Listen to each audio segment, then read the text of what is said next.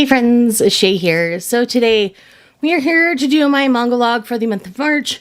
We're going to skip the haul this month because everything's already put away and I don't have the energy or the time to dig it all out. So we're just going to skip the haul for this month and I'm just going to talk about what I ended up reading. I did end up finishing 4 series in the month of March. I've already done a dedicated video to them, so I will leave that linked in the corner for you, so you can go ahead and check that out. The series that I finished were Romantic Killer, I'll Never Be Your Crown Princess, Imakoi, and the 2 of them are pretty much like this. So with that said, let's move on to the other things that I ended up reading after I turned the sound down on my phone. First up, Twilight Out of Focus Volume 2. I'm a little behind on this series. I've really been enjoying it. This one we follow a different couple than the first book. So if you like them where they branch out a little bit, this is definitely going to be a good series for you. I believe we go back to the previous couple in the next book, so I'm very much looking forward to that. Next, I did read The Ice Guy and the Cool Girl Volume 3. Really enjoyed that. I always enjoy The Ice Guy and the Cool Girl. But these 2 are absolutely adorable. If you're unfamiliar with this series, he's a snow spirit. So anytime he gets excited, it starts to snow or little snowmen pop up around him. And he ends up having romantic feelings for his new coworker. They both start at the job at the same time. And they're really, really cute. I love them. Next up, I have My Cute Little Kitten Volume 2. Now, I waited a year for this volume, but I didn't really forget anything from the first volume. I really like this series because I feel like it is a realistic depiction of what a relationship would look like when you're going from friends to more. And the things that they question and that kind of stuff, like perfection. Really, really love it. Really like how it's all being handled, and I'm just here for it. Next up, I did read The Invisible Man and His Soon-to-Be Wife Volume 3, which, again, like Ice Guy and the Cool Girl, is absolutely adorable. I really enjoy anytime a new volume comes out in this series. I really just love it. This one has a bit of a color palette to it. It has these kind of almost turquoisey blue colors added to the panels, and it's absolutely fantastic. I really love it. Okay, now we're gonna run into a bunch of single volume series or a bunch of volume ones that I either got through NetGalley or I sat at the bookstore and tried out. Some of them were winners and I ended up keeping, others not so much. So this first one here is A Kingdom of Quartz. Now, I'm obsessed with this. If you like things like Beyond the Clouds or Witch Hat Atelier, I highly recommend picking up this series. Essentially, we're following a girl who wants nothing more than to be an angel, but her wings are dark. And so people assume certain things about her, obviously.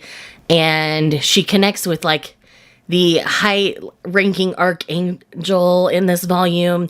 I don't want to say too much because I don't want to spoil things, and I don't know how long the series is going to be, but I highly recommend picking up this first volume. It was absolutely fantastic.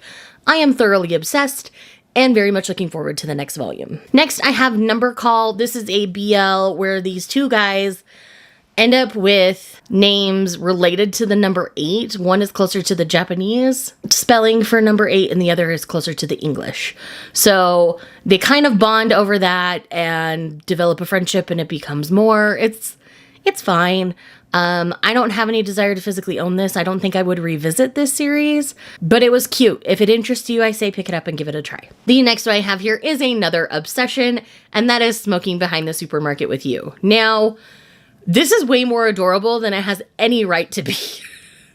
So essentially this man is feeling very bogged down by work, and the only thing that gives him joy is going to the the convenience store, and checking out with this particular cashier because he really enjoys their interactions. It uplifts him and he's able to go about the next day. So one day his normal cashier isn't there. He's still kind of not feeling the best. So he gives into his other vice, which is smoking. So he goes behind the convenience store and finds this woman who's all dressed up to the nines out there smoking as well. And so they kind of bond and start talking. What he doesn't know is it's actually the cashier, and it's really cute. I really love it. And I'm just obsessed, and y'all need to read this one. It's not often I'm into seinen style romances, but I'm here for this one. I am all in for this one. It is so good. And then I did reread Anyway I'm Falling in Love with You. I had read it digitally. Now it's out physically. I reread it again to see if I wanted to collect it physically, and I think I'm okay with my digital collection on this one. It's cute. Pretty standard high school shoujo, but yeah, it's still cute. I like it. The next one, don't hate me, y'all. That's the Blue Wolves of Mibu. The art was absolutely fantastic, but I could already tell the story was going to go directions that weren't going to jive with my taste. So I didn't end up picking this one up. I did read the volume. I gave it a solid 3 stars because it didn't necessarily do anything wrong. It's just not a Shae manga. So if you've been interested in the Blue Wolves of Mibu, definitely check it out. I think it's worth checking out at least, because this will connect with some people better than it will others. So highly recommend checking it out if you're interested. The next one here, I have Witch Life in a Microroom. My battery's gonna die. I'll be back. A few moments later. Okay, so Witch Life in a Microroom. So this one didn't really work for me. It was cute enough, but honestly, there are better witchy slice of life series like Flying Witch to me. So I didn't feel like this one was worth the investment. Basically, it wasn't Yuri enough for me if I was going to invest in it. If it was truly a Yuri, I would have gone for it. But I feel like this is just like that queer baity almost kind of feeling one where you think it's going to be Yuri, but it's not. So if I'm wrong on that, please correct me. But yeah, I just didn't really connect with this one, so I didn't end up picking this one up. Another one that I DNF'd because it was very uncomfortable, and there were 2 instances of forced sexual dealings, and that is Mitsuka. So this one did not work for me. I'm not going to shame anybody who it works for, but this one, it's just 2 different couples. It was like one of the guys was forcing themselves on the other guy, and it was just uncomfortable for me.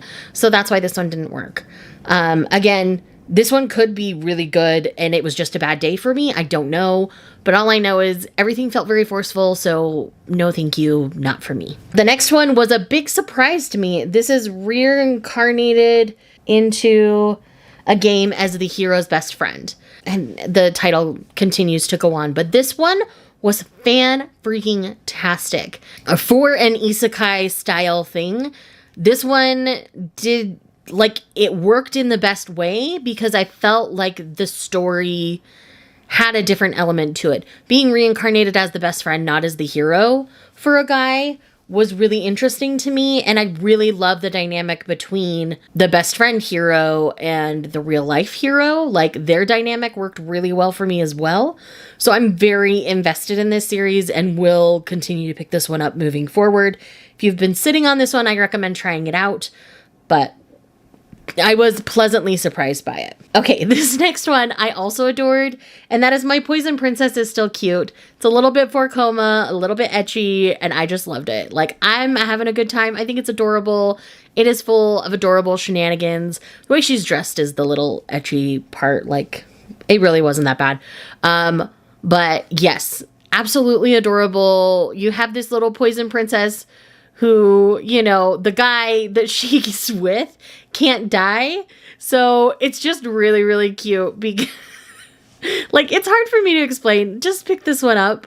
Trust me on this one, please, because it is so stinking cute. Like, I highly recommend it. Another one that didn't work for me, and I'm really sad it didn't work for me, is Magilumiere, Magical Girls Incorporated.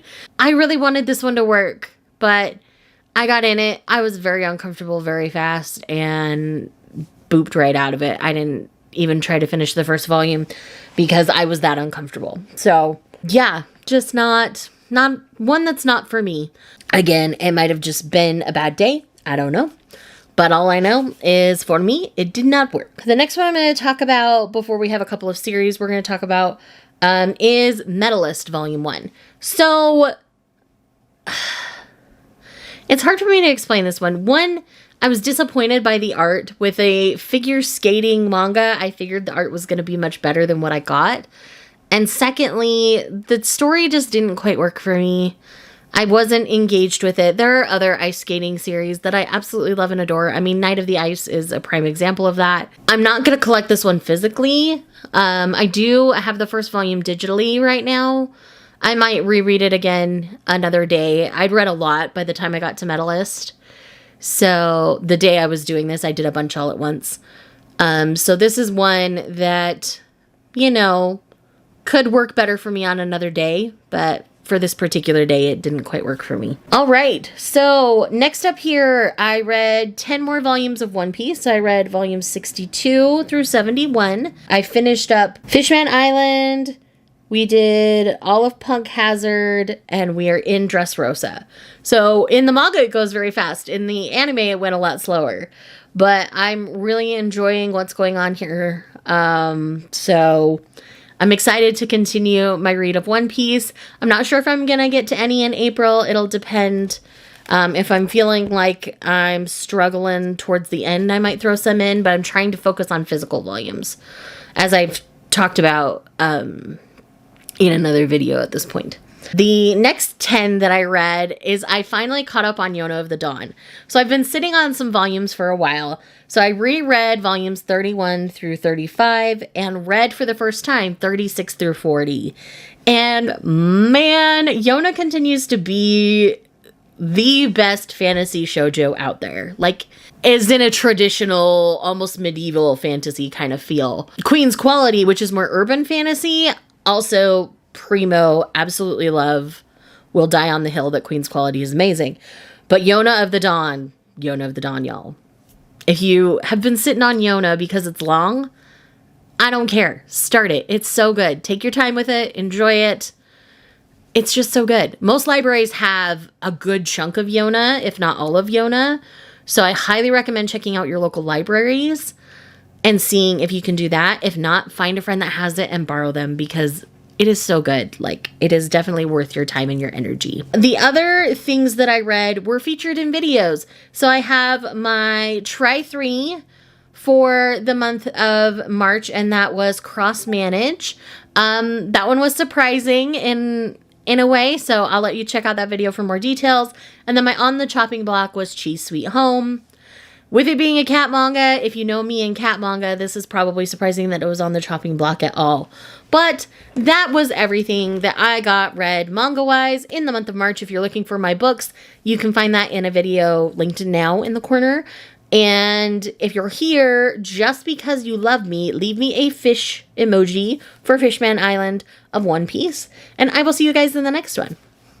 Bye.